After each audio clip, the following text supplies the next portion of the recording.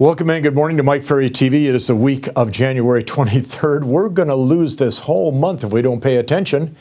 I have a lot of people telling me that, oh my gosh, Mike, I'm so far behind on my goals already. I said, it's only the 23rd. How can you be so far behind? Well, I was supposed to take 5 listings. I've only taken 4. Lighten up. Our business is always going to run in waves. It's going to run in curves. You're going to have periods where you're very busy doing a lot. You're going to have periods where it's not as busy. Relax and enjoy the experience, okay? 45 years ago, I hate to even say that out loud because some of you are only 20 or 25 years old today. 45 years ago, I spent a couple $1,000s, which at the time was a huge investment, to attend it was a 5-day event in Newport Beach, California. It was a small event. There were only, I think, 15 people in attendance. And this event was on selling styles. And I really didn't know what it meant at the time, but I had heard about it. I decided to sign up. It was, like I say, a big commitment to go to it. And I spent 5 days with a man named Larry Wilson. Now, Larry Wilson is somebody that I've introduced to some of you in the past. I've had Larry Wilson on the stage at my retreats over the years, a wonderful man, a very, very smart man. And Larry Wilson was the guy that introduced me to this whole concept of personality styles, which today, hundreds of books, hundreds of seminars, hundreds of discussion points. Probably the originator of all that was Larry Wilson. And what he had talked about, and you've all heard this time and time again, was that designating that there were 4 basic styles that everybody categorized into. I was talking to a young lady a couple days ago, and I asked her which of the 4 styles she was. She goes, I'm all 4. Well, nobody is all 4. Everybody is a particular personality style. You'll see that in a minute. And the 4 styles he identified were the driver personality, and the driver being a little bit more demanding, a little bit more in control, considered to be a little bit of a tougher type of personality, gets things done. The analytical personality, which is a lot easier to recognize because the analytical, as you know, is often categorized by the type of work they do: technology, bookkeeping, a doctor, a pilot, an attorney, etc. They're looking for details, and they're going to accumulate details. They're not fast on making decisions, but when they do make a decision, they have done the research. The expressive, which is, of course, the life of the party, jumps up and down. Everybody is excited. They walk in the room lights up. They walk out, the room, of course, starts to fade. And we always enjoy the expressive. Many times you can identify the expressive by the clothes they wear. And just by looking at them, you can see that. And then the amiable, which, of course, to me makes some of the best real estate people in North America. Because the amiable is a person that's deeply concerned about other people and how they're responding and how they're doing and what they're attaining in life. The amiable is a great team player, and as I say, I think many times a great real estate person. Well, Larry Wilson spent 5 days on this material with us, and it was probably one of the most enlightening and important things that I've ever learned as a salesperson. Okay, now of course all of us are one of the 4. But what he talked about was that under stress, many times you have a backup style. So you could be highly analytical, and under stress, you could become a driver. You could be an expressive, under stress, become an amiable. Well, the problem we have in real estate for you and I, most of us are under stress most of the time. If you're not listing and selling real estate, there's stress. If you're listing and selling real estate and your listings aren't selling, there's stress. If you're listing and selling real estate, your listings are selling, there's stress.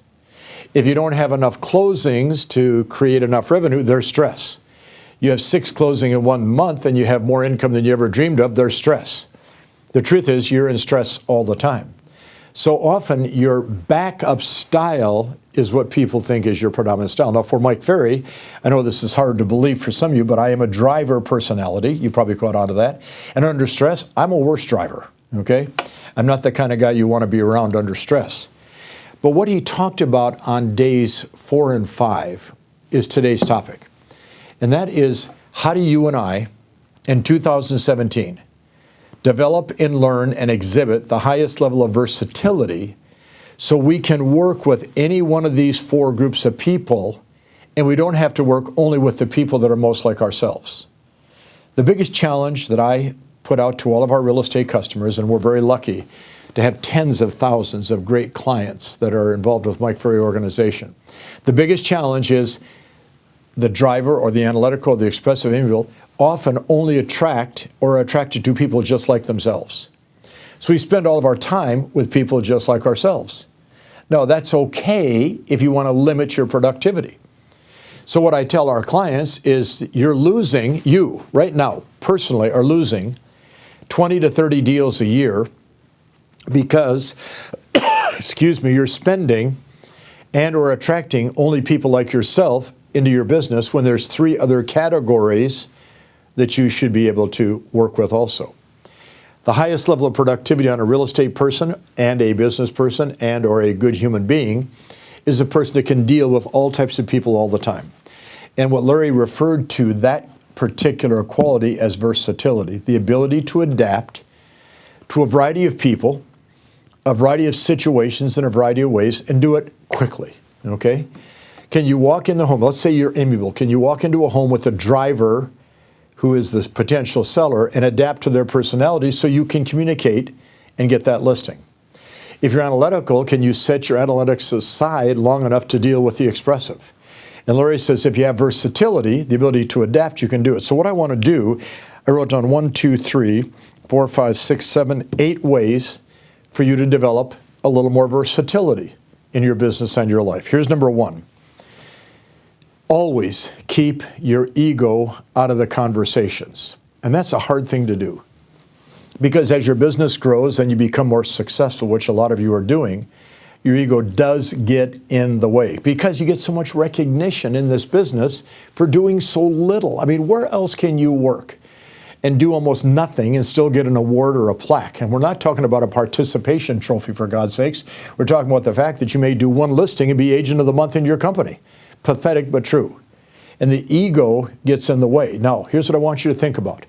When you walk in the front door of a listing and your ego is blaring, do you think they're going to be attracted or push back away from you?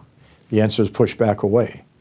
So I leave my ego in the car when I'm prospecting, showing property, presenting an offer on a listing presentation, because my conversation, my communication, my presentation has to be about the prospect and the customer, not about me. And too much of what's done in real estate, is always all about the agent. Second way to develop versatility, ask more open-ended questions instead of yes or no. Who, what, when, where, why, and how. Okay, so if you look at the scripts we offer, for example, a just listed, just sold script, when do you plan on moving? How long have you lived at this address? Where did you folks move from? How did you happen to pick this area? If you were to move, where would you go next? When would that be? See, each of those creates conversation. If you walk up and say, hi, do you want to sell your home? They say no. That closes conversation down. Who do you know that wants to buy or sell a home? I don't know anybody. That closes conversation down. So if I want to develop versatility, I ask open-ended questions. Number 3, I wrote down, become a great listener and quit asking and thinking about what you're going to say next. Become a great listener. Watch, great salespeople are great listeners. Why? Because it's those little things that prospect says that you can hone in on and score with in terms of getting them to accept you and accept a contract that you're offering for them to sign. Number 4, this is a fun one. If you want to develop versatility, quit having to be right all the time. How about this one? Quit having to be right all the time. Wait a minute, here's the thought. How about quit having to be right all the time? Or walking in a listing, quit having to be the absolute know-it-all, I am the expert of all time. Quit having to be right. Because see, when you're right, somebody else has to be, come on, say it. You're right, wrong. And if you're walking in on a listing or talking to a prospect and you're making them wrong, making them feel like they're not very smart, are you really going to win them to your side? Isn't versatility bringing people in versus pushing people away? I wrote down next, accept responsibility for your results. I have a tickle in my throat today, excuse me. Accept responsibility for your results. If you want to have versatility, which is opening up and getting people involved, you have to accept the fact that at times you're not going to do your job right, and it is your problem, your fault, because you didn't do your... Did you use the scripts? Did you follow the plan? Did you follow your schedule? Okay. Then I wrote down next, work daily to create new habits. If you want to have versatility, you need to have nonstop the development of new habits that are more productive and better for you and your clients and your life than the habits you had in the past. Do you have any bad habits right now that are keeping you from taking the number of listings you want to take?